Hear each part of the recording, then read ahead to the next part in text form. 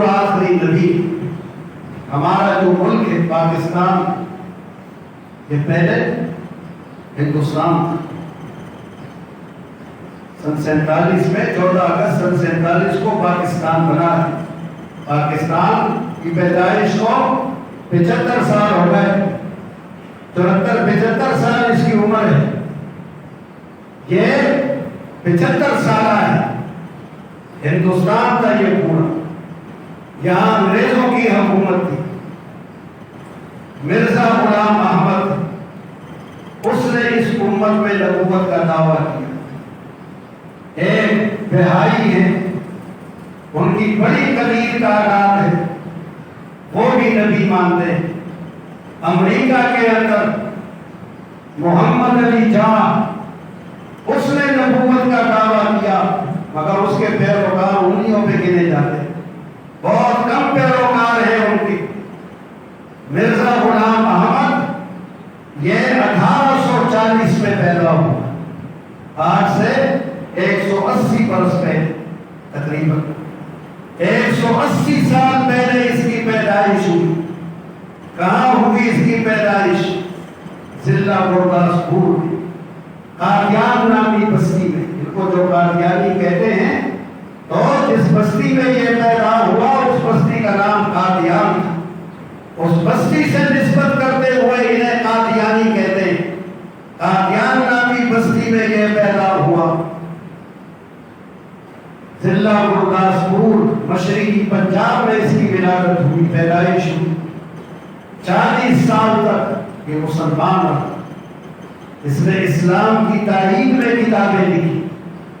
جب 40 سال اس کی عمر ہو گئی، 1880 میں پہنچ گیا یہ، تو اس نے کہا کہ مجھے الہامات ہوتے ہیں، مجھے الہام بہت زیادہ ہوتے ہیں. ان الہامات کو لکھوانے کے لیے اس نے ایک ہندو لڑکا رکھا جو اس کے الہامات لکھتا تھا. پھر آگے ترقی کرتا ہوا اس نے کہا کہ میں مجدد ہوں. پھر کہا کہ میں عیسیٰ ہوں. عیسیٰ علیہ السلام آئیں گے، مسلمانوں کا عقیدہ آسمانوں پر زندہ اٹھائے گئے ہیں، قرب قیامت آئیں گے. اس نے کہا کہ وہ مسیح میں ہوں، وہ میں ہوں، عیسیٰ نہیں آئیں گے، اور مر چکے معذ. مسلمانوں کا عقیدہ ہے کہ آئیں گے، قرب قیامت تشریف لائیں گے. پھر مسیح کا کہ مسیح تو نہیں، مسیح مسیح ہوں، عیسیٰ کی طرح ہوں، ان جیسا مقام اور درجہ رکھتا ہوں. یہ ترقیاں کرتا کرتا پھر اس نے کہا کہ میں نبی اور رسول. پھر کہا میں محمد ہوں، میں احمد ہوں، میں محمد سے بھی بڑھ کر ہوں صلی اللہ علیہ وسلم. اللہ مسلمانوں میں بہت انتشار اور تشویش پھیل گئی ان باتوں سے، اور ان باتوں کو برداشت کر سکتا. یہ متحدہ ہندوستان کی بات ہے. 14 اگست سن 1947 کو جب پاکستان بنا تو یہاں کے مسلمانوں کو بڑی تشویش تھی، بڑی بے چینی تھی کہ اب اس نئے ملک کے اندر قادیانیوں کا مستقبل کیا ہوگا، وہ کس طرح رہیں گے. مرزا غلام احمد نے یہ کہا جو مجھے نہیں مانتا وہ کافر ہے، وہ مسلمان نہیں. ہم ان کے نزدیک مسلمان نہیں، ہمارے نزدیک وہ مسلمان نہیں. ہم انہیں مسلمان نہیں مانتے. جو رسول اللہ کو خاتم النبیین نہیں مانے گا، اس کی کوئی بھی تشریح کرے گا، کسی بھی قسم کی کوئی تشریح قابل قبول نہیں. اس کی ایک ہی تفسیر ہے کہ آخر الانبیاء، کہ آپ تمام نبیوں میں پچھلے اور آخر. پاکستان جب بنا تو یہاں کا وزیر خارجہ سر ظفر اللہ خان تھا، وہ قادیانی. بڑی تحریک چلائی گئی کہ اس کو ہٹاؤ. پاکستان سن 47 میں بنا. سن 53 میں بہت بڑی تحریک چلی اس ملک کے اندر کہ ان قادیانیوں کو انقلابی اور مرکزی عہدوں سے ہٹاؤ. سن 53 میں بہت مسلمان شہید ہو گئے، بہت سے مسلمان علماء پابند سلاسل کیے گئے، جیلوں میں بند کیے گئے، ان پر پھانسی کے حکم جاری کیے گئے.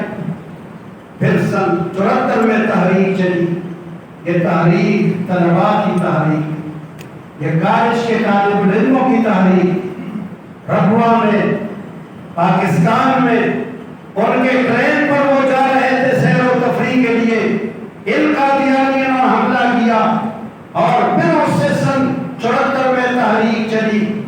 2 مہینے تک پاکستان کی قومی اسمبلی میں حضور کے ختم نبوت پر بحث ہوتی رہی، تمام قادیانی علماء کو بلایا گیا۔ مرزا ناصر محمود جو غلام احمد قادیانی مدعی نبوت کا جانشین تھا، اسے طلب کیا گیا، خوب بحث و مباحثہ ہوا اور بالآخر 7 ستمبر کو اس مہینے کی 7 تاریخ کو پاکستان کی مؤسس قومی اسمبلی نے یہ تاریخ 7 فیصلہ جاری کر دیا کہ مرزا غلام احمد، اس کے پیروکار، خواہ وہ قادیان والے ہوں، خواہ وہ لاہور والے ہوں، وہ کسی معنی میں بھی اس کو نبی سمجھیں، اس کو مصلح سمجھیں، اس کو نجات دہندہ سمجھیں، اس کو ہادی سمجھیں، وہ سب کے سب دائرہ اسلام سے خارج اور مرتد ہیں۔ پاکستان کی قومی اسمبلی نے یہ فیصلہ کیا، آج تک یہ فیصلہ قائم ہے۔ جب ستمبر کا مہینہ آتا ہے اور اس کی 7 تاریخ آتی ہے تو وہ عاشقان مصطفیٰ جنہوں نے ختم نبوت کے لیے اپنی جانیں قربان کی، وہ شہداء یاد آتے ہیں۔ اللہ تعالیٰ ان شہداء کی روحوں پر اپنی ہزاروں رحمتیں نازل کرے کہ انہوں نے جو تحریک چلائی تھی اللہ تعالیٰ نے اسے کامیابی سے ہمکنار کیا۔ اب اس ملک کے اندر ان کی حیثیت غیر مسلموں کی، مسلمانوں کی نہیں ہے، حقوق انہیں سب حاصل ہے۔ وہ باہر پروپیگنڈے کرتے پھرتے ہیں کہ پاکستان میں ہمیں مار دیا جائے گا، ہم پاکستان نہیں جا سکتے، یہ سب غلط پروپیگنڈے ہیں، یہ سب غلط باتیں ہیں، وہاں ہمیں حق نہیں دیا جاتا۔ ان باتوں سے متاثر نہ ہونا، انہیں سارے حقوق یہاں حاصل ہے جو غیر مسلموں کو حاصل ہے، ان کی تمام باتیں غلط اور پروپیگنڈا ہیں۔ اللہ تعالیٰ نے اپنے حبیب کے خاتم النبیین ہونے کا منصب پوری دنیا پر آشکارا کر دیا۔ آپ اندازہ کریں، اللہ نے جب اپنے حبیب کو خاتم النبیین کہا، عیسائیوں میں نبی آتے تھے، یہودیوں میں آتے تھے، ہندو بھی کہتے ہیں کہ ہمارے اندر بھی نبی آتے ہیں، چینی بھی کہتے تھے، چین والے کہ ہمارے اندر بھی خدا کلام ہوتا ہے، مصر والے بھی کہتے تھے کہ ہمارے اندر بھی ایسے لوگ ہیں جن سے اللہ ہم کلام ہوتا ہے۔ اس آیت کے نازل ہونے کے بعد کتنے نبی آئے عیسائیوں میں، کتنے نبی آئے یہودیوں میں، کتنے نبی آئے مصریوں میں، کتنے نبی آئے چین والوں کے اندر، دنیا کے کسی اور خطے میں کتنے نبی آئے۔ اللہ تعالیٰ نے ما کان محمد ابا احد من رجالکم ولکن رسول اللہ وخاتم النبیین، اپنے محبوب کے لیے یہ ملا ختم نبوت بنا دیا۔